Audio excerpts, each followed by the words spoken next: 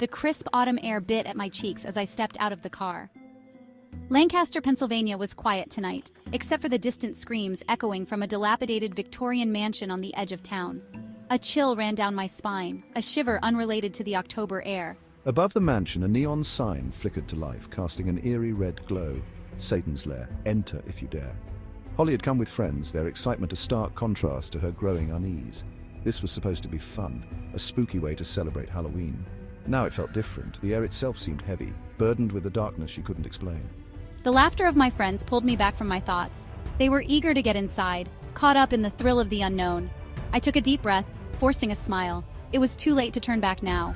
As they approached the house, the screams grew louder, punctuated by the grinding of chains and the guttural growl of something inhuman. The old wooden door creaked open, as if beckoning them inside. A tall figure in a hooded black robe stood in the doorway, his face obscured by the shadows.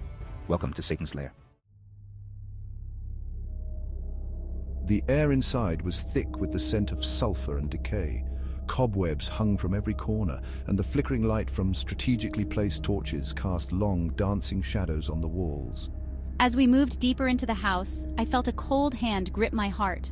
The laughter of my friends died down, replaced by a nervous silence. The haunted house was designed with disturbing detail. Each room depicted a different circle of hell, complete with gruesome scenes of torture and torment. In one room, a demon with glowing red eyes cackled maniacally as he tore at the flesh of a tormented soul. In another, a woman writhed in agony, impaled on a spike, her screams echoing through the halls. I wanted to turn back, to run from the suffocating darkness that seemed to press in on me. But something kept me moving forward, a morbid curiosity mixed with a growing sense of dread. The actors who inhabited the haunted house were unsettlingly convincing. Their eyes burned with an unnatural intensity, their movements jerky and unnatural. Their makeup was grotesque, highlighting the demonic features of creatures both real and imagined. I noticed one particular actor, a tall, skeletal figure with long, sharp claws. He stalked our group from the shadows, his eyes never leaving us. His skin was stretched taut over his bones, giving him a skeletal appearance.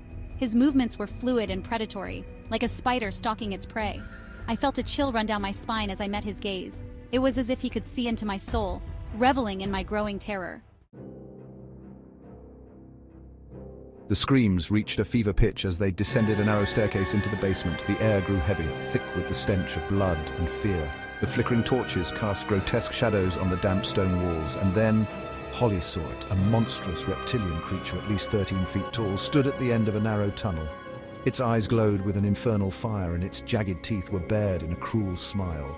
Two massive leathery wings stretched out behind it, brushing the low ceiling. A crown of curved horns adorned its head, a symbol of its dark power. This was Amos, the master of this house of horrors. He was no mere actor in a costume. Holly could feel the raw power emanating from him, the malevolent energy that seemed to warp the very air around him. The other actors, the demons and ghouls that had haunted their journey, now bowed before Amos, their movements subservient, their eyes filled with a sickening adoration. "Welcome," he boomed, his eyes fixed on Holly, "to your nightmares made flesh." Panic surged through Holly. This was no longer a game. Amos was real, his power palpable, and he intended them harm. Her friends, paralyzed with fear, could only stare as Amos gestured towards them with a clawed hand. "The souls of the damned make such delightful playthings," he hissed, his eyes gleaming with cruel amusement. Two of the monstrous actors moved towards Holly's group, their grins widening, revealing rows of razor-sharp teeth.